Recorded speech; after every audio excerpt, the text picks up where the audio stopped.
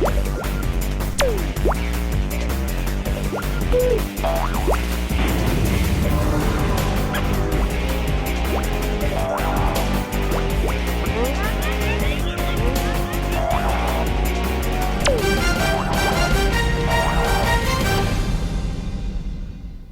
and welcome to another episode of Ask on CYC. What is Ask? You're probably thinking at home. Well, Ask is a show where you ask the question and we answer it for you here, right now, live, and you'll get it in a matter of seconds after you send it. So for all you local people, send your questions to 0416 551 292. And if you're international, you can go onto our YouTube page and write your question there, or you can go to our Facebook page, Ask, and write your question there. No matter where you write your question, we will find it and we'll answer it for you here, right now, live. So, what is human conditioning?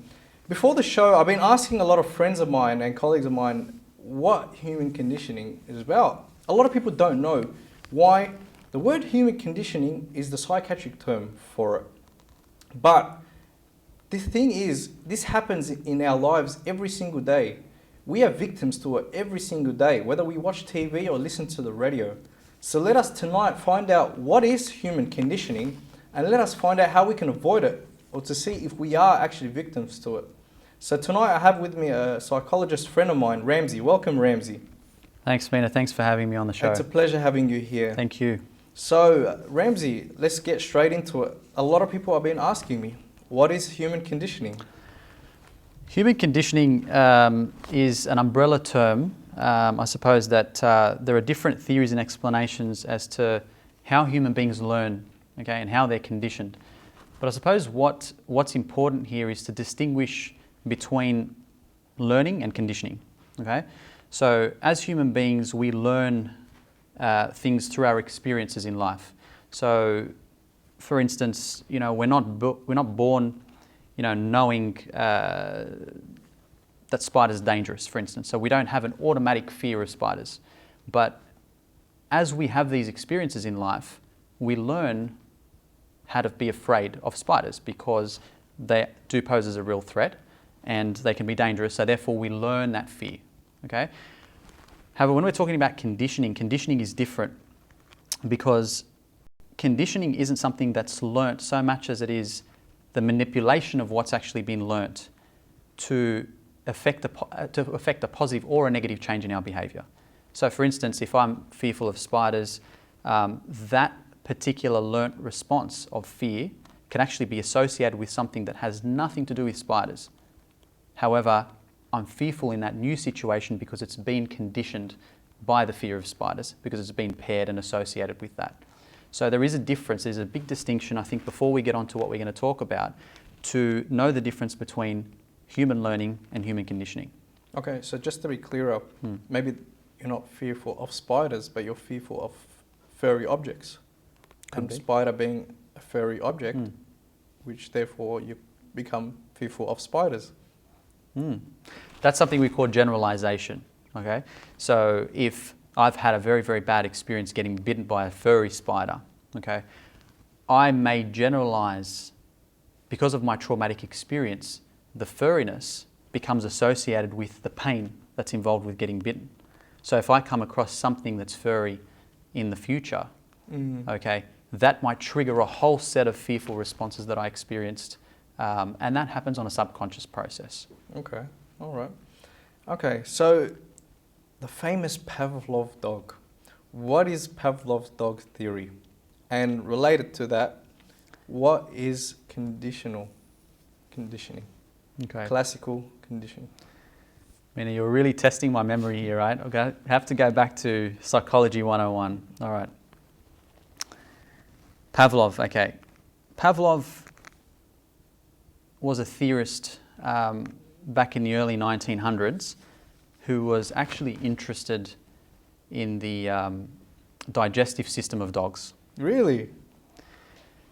I mean, you know, we've only got a limited time here on Earth, and to be honest with you, it baffles me, and for the life of me, I don't know why he would have studied the digestive system of dogs when there's many more interesting things to study. But something good did come out of it.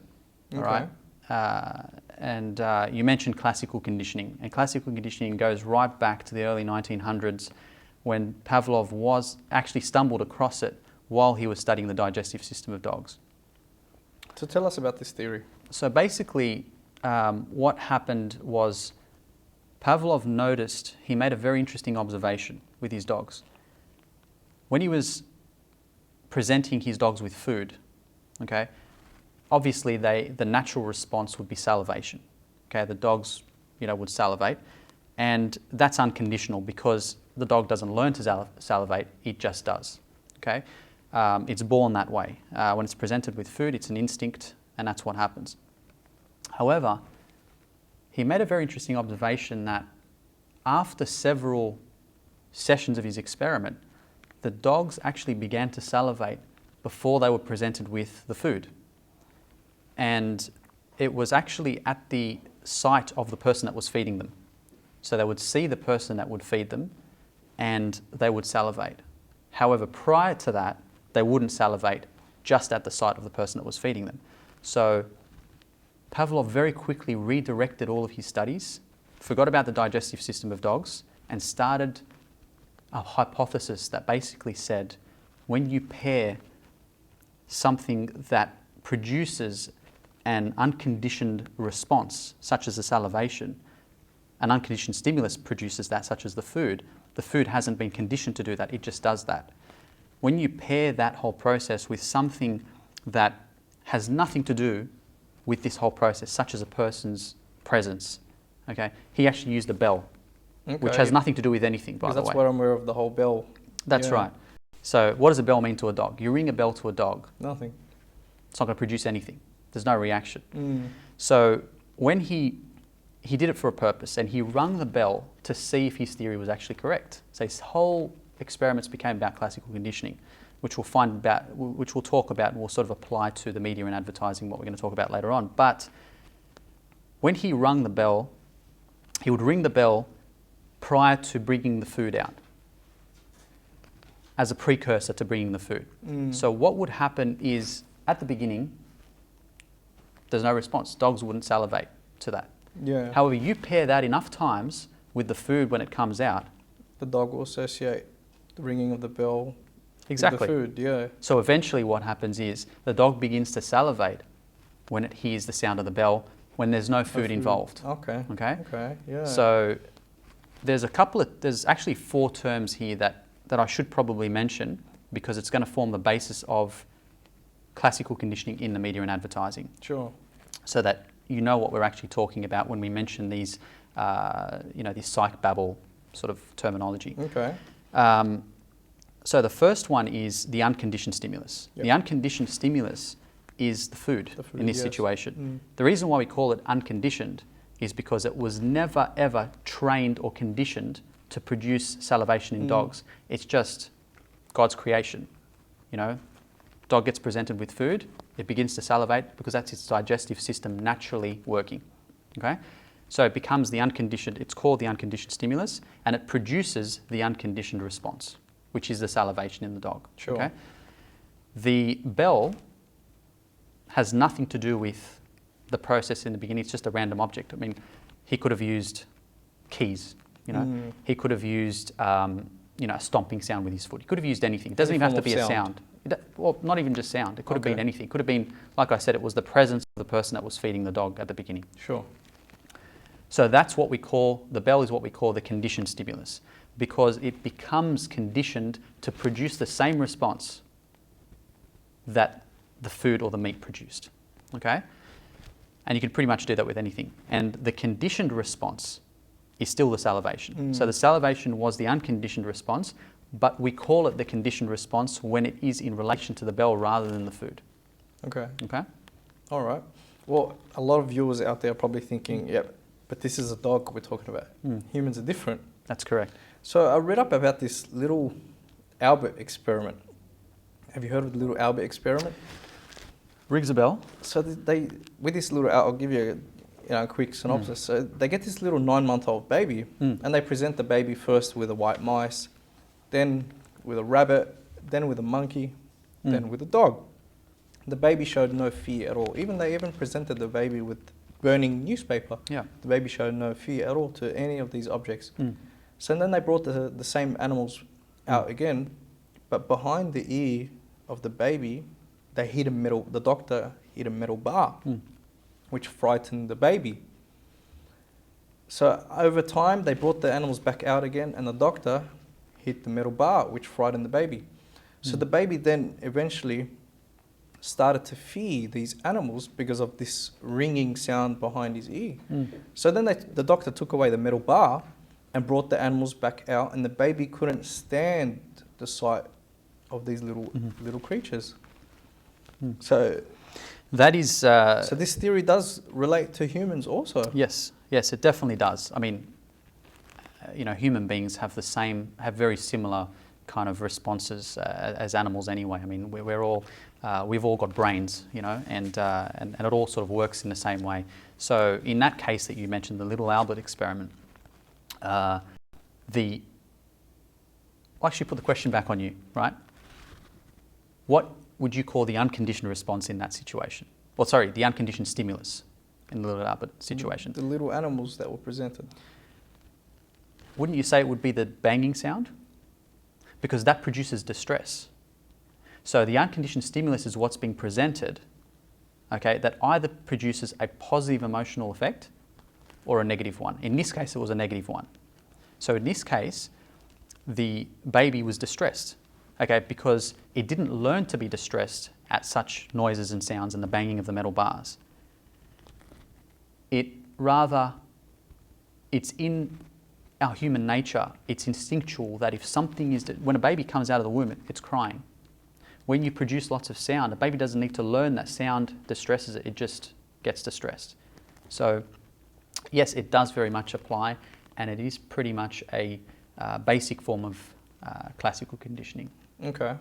Well, I know we're talking about babies right now, and a lot of the viewers out there are probably youth. So they're probably thinking, why they talk about dogs, why they talking about babies, but we've got to establish the process of how conditioning starts off, because as children, our brains are like sponges. So I read up somewhere that up to the age of 5 years old is when you develop your personality, because you're always absorbing. It's called the critical period, up until the age of about 6 or so. Okay, yeah. So, what shaped us to who we are today probably happened in the first 5 to 10 years of our life. So before we continue, I have a question that just came through from the audience saying, how does human conditioning relate to me personally? Okay. Well, not knowing their circumstances and who they are, let's speak generally. How can it relate to us? Are you saying, in other words, is it still apparent in our lives today? Like, how do I experience it day to day? Like, does it happen kind of on a daily basis?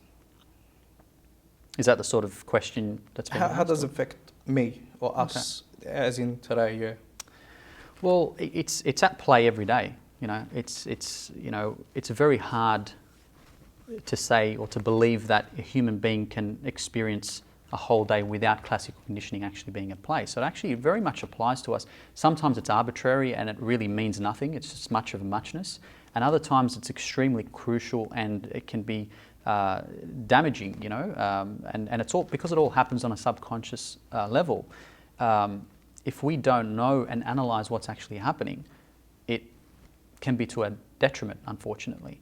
But let me just give you basic examples of classical conditioning, ones that are, I suppose, just sort of turn a blind eye to because they're no big deal. So basic things as such as walking past a dentist, say, and you hear the sound of the drill. Okay. Now, if you've never been to a dentist before, you're not going to experience anything. You won't fear it.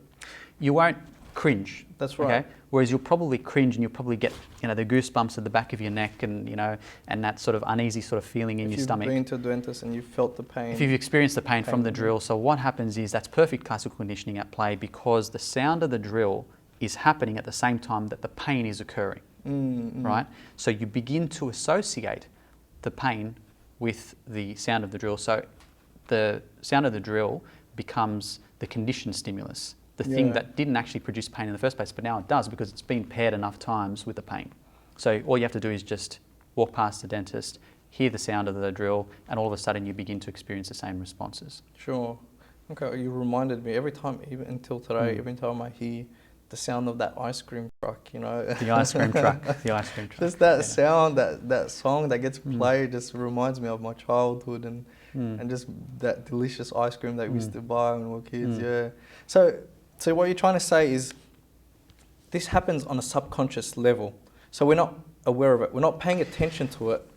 But as our brains, our minds is like a data filing system, we're always absorbing everything around us, even if our focus is not on it. So it works under a subconscious level. Most of the time it is. Most of the time it does operate on a subconscious level, most definitely.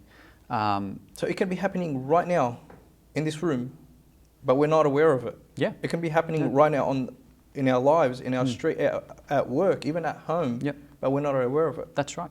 Even that sound of that microwave ding. Yep, absolutely right. So unless, of course, we bring it to our conscious awareness. So by talking about it, by knowing these things and by knowing these theories and talking about what we're talking about right now, and I suppose this is why we're having this show, so we can bring it to our awareness for the purpose of,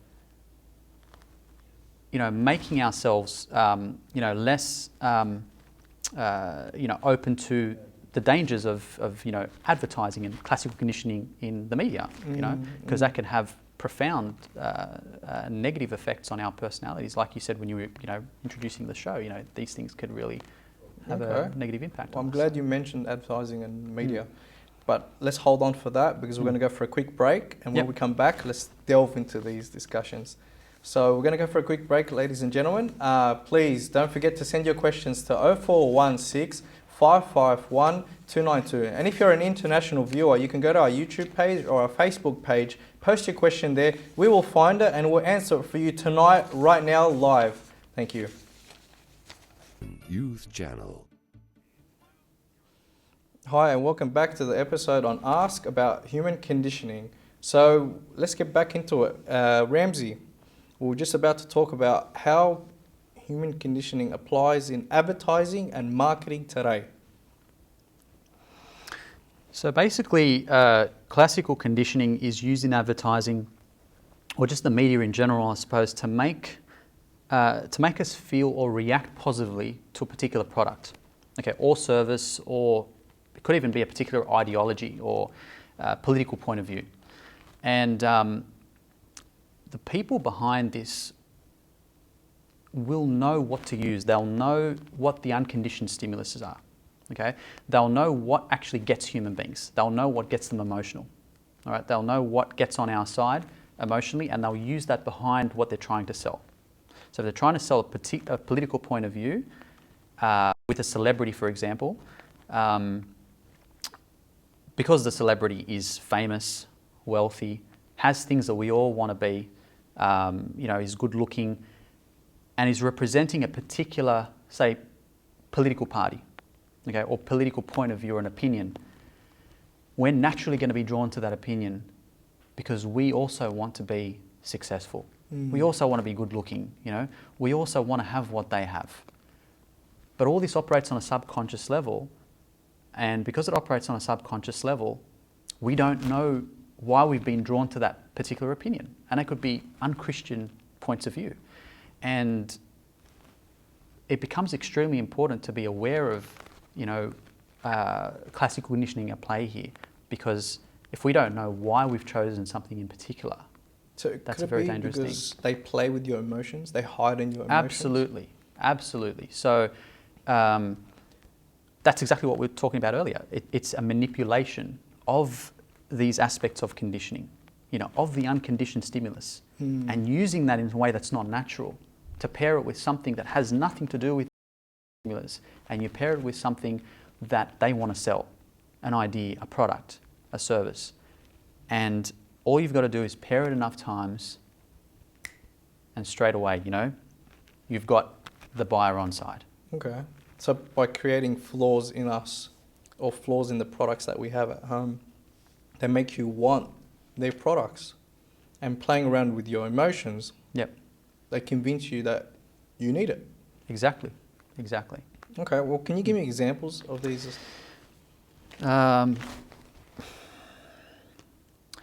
For instance, soft drink brands like, Coke and Pepsi are a big one. The unconditioned stimulus that we're talking about here is, thirst. Sorry, that's the unconditioned response. The unconditioned stimulus that leads to that, that causes that, is things like being dehydrated, working out, heat, sports. These are all the things that are used in commercials. So if you notice a lot of the commercials, these are the sorts of things that are being used because those sorts of things produce thirst. Okay, the unconditioned response being those things, the unconditioned stimulus being those things, and unconditioned response is that we feel thirsty. A Coke sign, for instance, has nothing to do with feeling thirsty. However, because it's being paired with people playing volleyball on the beach and somebody sweating in a commercial, sports being played, those are all the unconditioned stimulus factors, then all we've got to do is look at a Coke sign and straight away we start feeling thirsty. Yeah. Even the ad on TV, I don't know if you remember, it's the Coke glass with the ice cubes falling in it. Then you hear that tss sound and then the water droplets appearing outside of the cup. It makes you thirsty. It makes you salivate. Is that a technique that they use? Yeah. That's classical conditioning. That's a bit more complex than Pavlov's dog, but it's still classical conditioning. But it does go back to Pavlov Dog theory. It all starts from there. That's because right. the whole sound and the whole that's right. that sound and the ice cubes falling in the glass, and it plays with your mind. It makes you thirsty. It makes you salivate. That's like right. Pavlov Dog, he salivated when he heard the ringing sound. Exactly. Yep. So all these things are factors. They manipulate these things to different brands and that's what the media does in general. It uses those things to its advantage. But do these techniques actually work? Like, when I say actually work, do they on a large scale work? Not target minority groups. I mean, on a large scale, do these techniques actually work? Well, if they do work, you can never prove anything for certain. That's why we use the word theory. The closest I think we'll get to being able to answer that question is just simply putting it out there and asking people, have you ever been a witness to that happening yourself? Have you ever felt that you would normally not be inclined to a particular product or service or something that's being sold, but then you find yourself being inclined to it, looking in hindsight and analysing things a little bit more because of certain music that was playing in the background or because of a certain celebrity? And if you notice that you have been drawn to that particular thing that's being sold because of that, that's classical conditioning at play. And so it operates on a subconscious level. And like I said, we're largely unaware of it, but we're all witnesses to it. But these big companies, why do these big businesses need to use classical conditioning?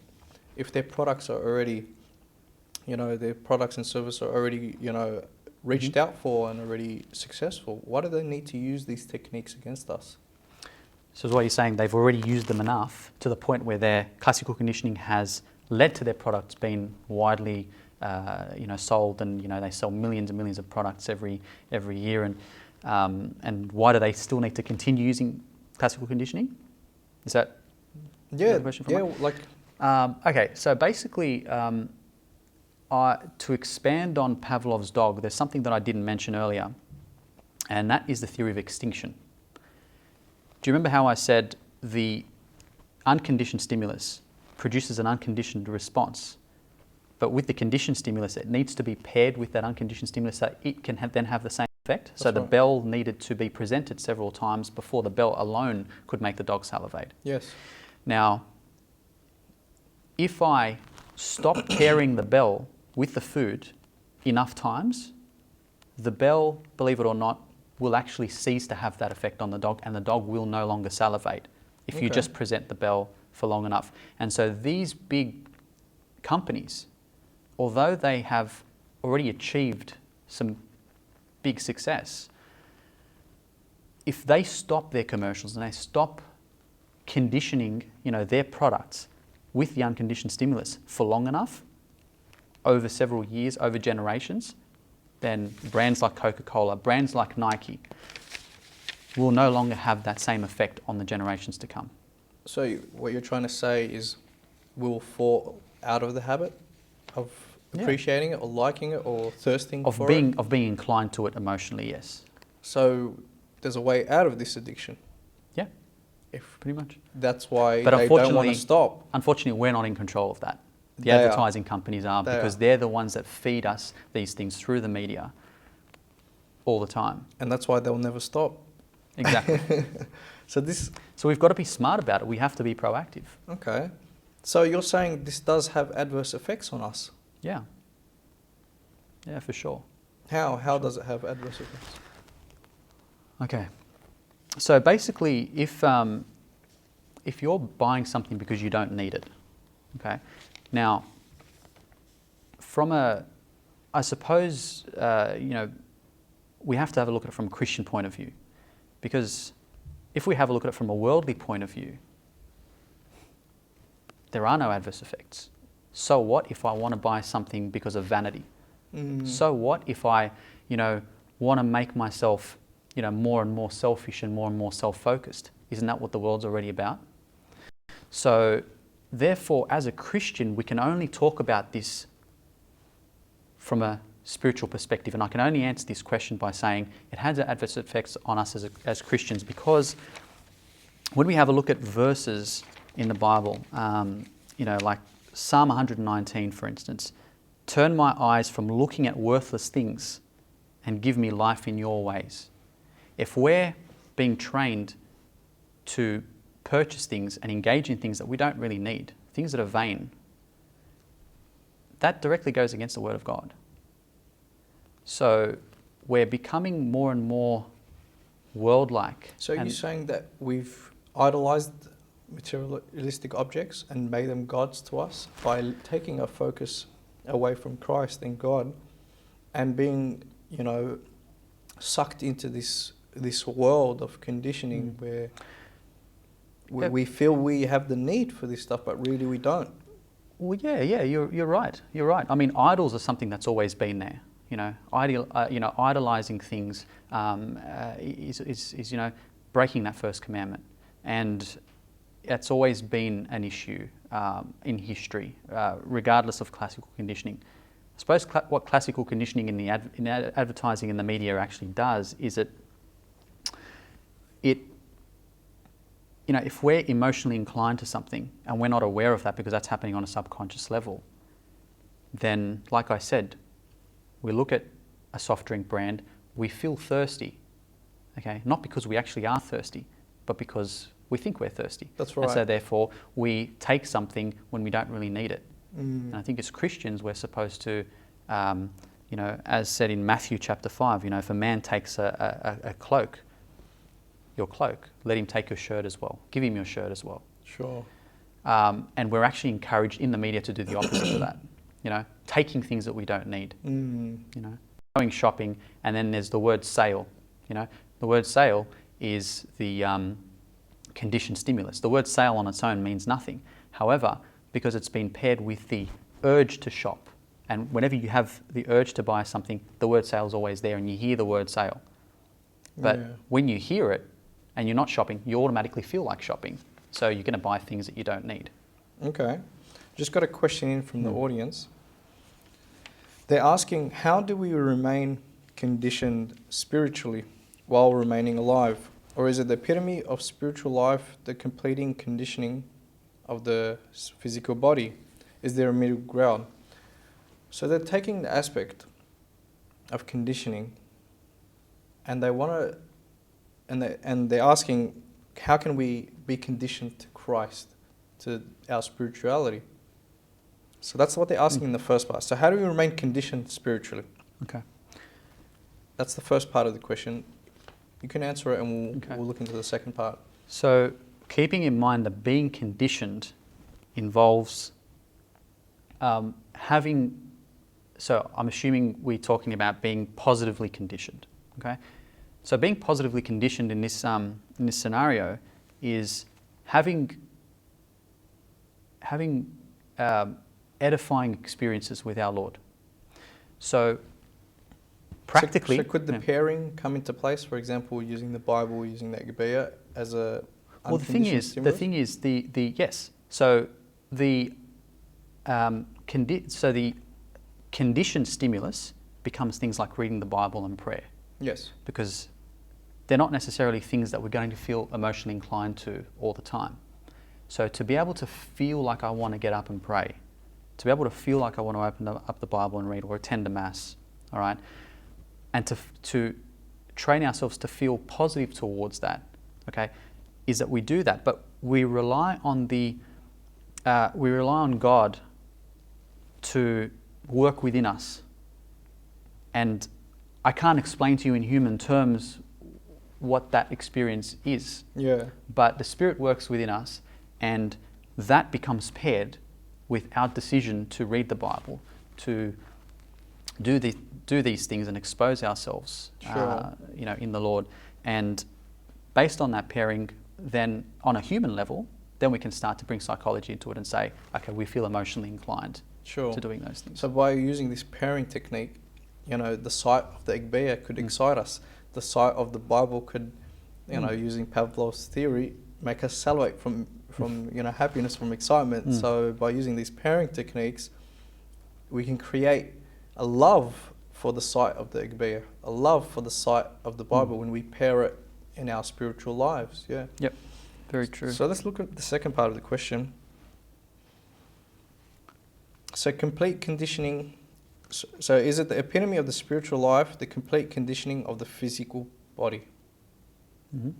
Is there a middle ground? So is it one or the other? Or is there a middle ground where we can be conditioned to both? That's what they're asking.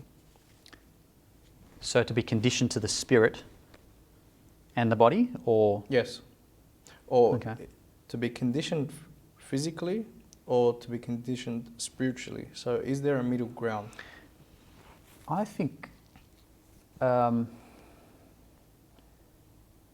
it's hard to separate the two, to be honest. I think if you're conditioned, what does it mean to be conditioned spiritually, first of all? I mean, that's my question. Body and spirit, you can't separate the spirit from the body. So to be able to be conditioned and to be inclined to do the things that we're supposed to do, I think it pretty much relates to the answer to the first part of the question. But as Christians today, yes, we are weak, and it's hard for us to let go of this physical conditioning. But I think if we work and continue working on this spiritual conditioning, I think our goal is to be fully spiritually conditioned.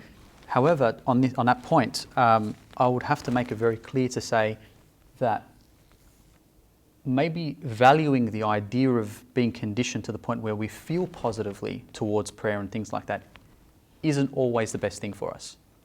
So it's actually quite healthy in our spiritual lives to not feel like we want to pray, but to still get up and do it anyway, to not be conditioned to doing that. And so our body's going to tell us, okay, it's time to sleep. I don't want to actually, be standing up and praying right now. And it's actually healthy not to kind of think to myself, I have to be feeling like I want to pray. I think that's dangerous to think that. So if we start to bring classical conditioning into it and think, okay, there's a problem here that needs to be fixed. I've got to feel like I need to pray before I actually start praying. I think that's a dangerous path to go down. I think we should pray because that on its own is just, is what it means to be alive, to communicate with God and to do what's good. Okay. Well, we've got time for one more question from the viewer. This is actually a good question. Do some religions or sects condition their followers into submission? If so, how is this different from our faith? This is a really good question, and thank you to the viewer who asked it. I know cults. Yeah.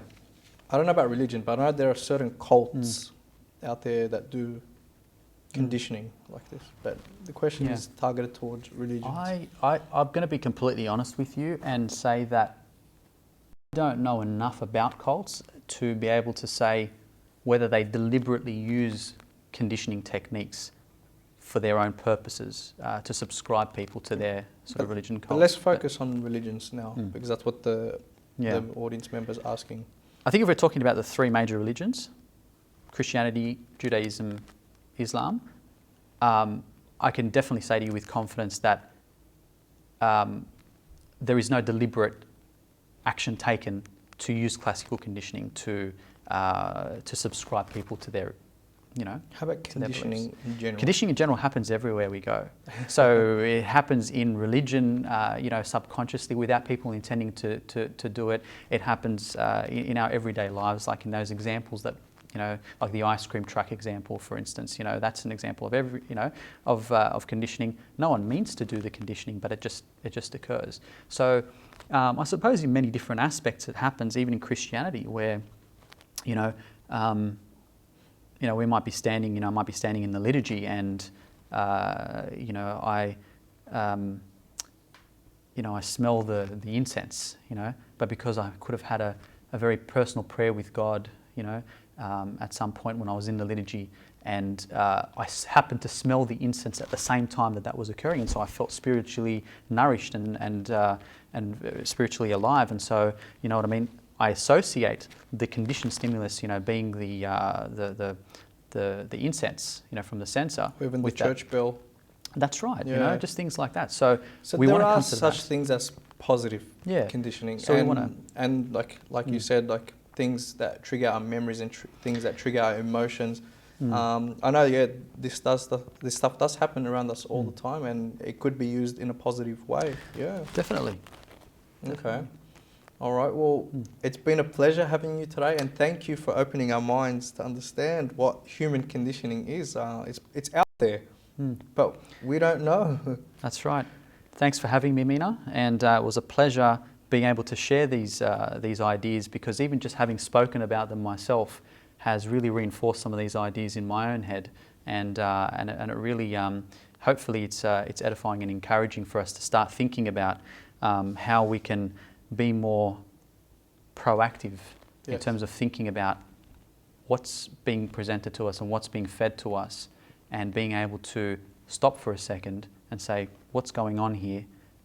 What decision am I now going to make? And to be able to have that choice so that we don't head off into things that can potentially be very dangerous for us. So thank you very much for being on the show. Thanks, Mina. Thank you. And thank you to the viewers for tuning in today's episode. Please don't forget to send your questions for next week's episode, which is about IVF and what the church's stance on IVF. We have Father Antonios covering this topic, and he's a great speaker. So please start sending your questions from now if you want to get in quick before the rush comes, because next week we're going to have a rush of questions for a topic like this, and with a speaker like Father Antonios. So please, here's the number again, 0416 551 292. This is Mina Ibrahim from the studios in Sydney, Australia. Thank you and God bless.